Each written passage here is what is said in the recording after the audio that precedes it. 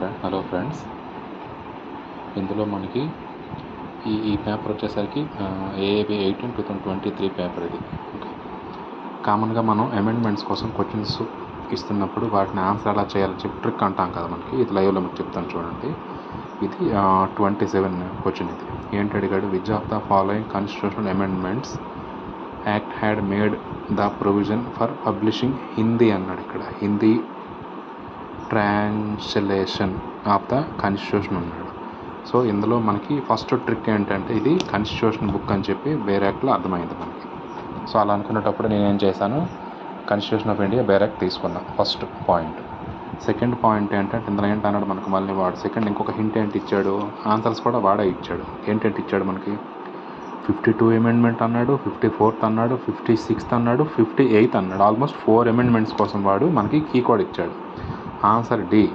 So ఇప్పుడు ఈ 58th amendment అంటే ప్రతి ఒక్క ఇంకొకటి ఏంటంటే, మనకి ఈ అమెండ్మెంట్స్ అనేవి వేరే యాక్ట్లో ఎక్కడ ఉంటాయని మనం కామన్గా అనుకున్నాం, ఫుట్ నోట్లో ఉంటాయి అనుకున్నాం. మనం ప్రతి పేజీలో కూడా కిందని ఫుట్ నోట్లో మనకి అమెండ్మెంట్స్ అనేవి ఉంటాయి. సో ఇది బాగానే ఉంది.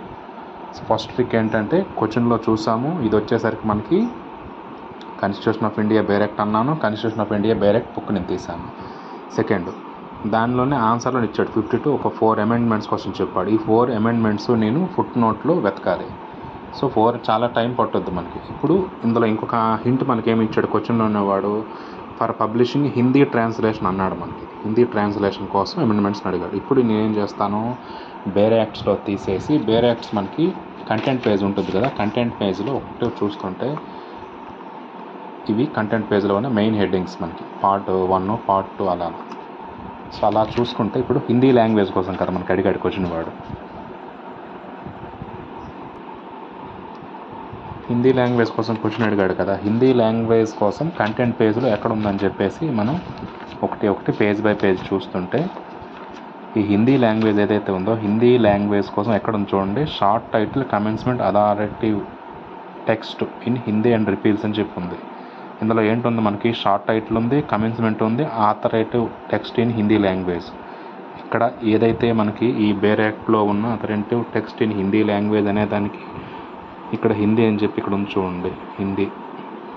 ఈ రెండు మ్యాచ్ అయ్యాయి కదా మనకు. అప్పుడు ఏదైతే అథరైటివ్ టెక్స్ట్ ఇన్ హిందీ లాంగ్వేజ్ అని ఎక్కడ ఉంది, 173లో ఉంది మనకి. పేజ్ నెంబర్ 173కి వెళ్ళాను చూడండి. 173కి వెళ్తే ఇక్కడ అమెండ్మెంట్స్ అనేవి ఇక్కడ ఇచ్చాడు కదా మనకి 52, 54, 56 అండ్ 58 అనేసి. ఇప్పుడు ఏదైతే కంటెంట్స్ పేజ్లో హిందీ అన్నాను కదా నేను, ఇక్కడ చూడండి, ఇక్కడ క్లియర్గా ఉంది మీకు. ఏంటని ఉంది, నెంబర్ 1 అని ఉంది మనకి ఇక్కడ, విన్నారా? సో ఈ 1 అనేది కిందని చూడండి, ఏదైతే అమెండ్మెంట్ ఉందో, INCET the constitution 58th amendment. ఇక్కడ చూడండి, 58th అమెండ్మెంట్ అని చెప్పి ఆన్సర్ మనకి ఇక్కడ ఇచ్చాడు. అంటే 58th అమెండ్మెంట్లో ఏదైతే మనం హిందీ కోసం అనుకున్నామో దానిని వాడు పబ్లిష్మెంట్ చేసి ఇచ్చాడు. ఇక్కడ ఆన్సర్ కూడా చూడండి, ఈ డి అని ఇచ్చాడు, 58th అమెండ్మెంట్. ఇలా మనం అమెండ్మెంట్స్ కోసం వెతకాలి.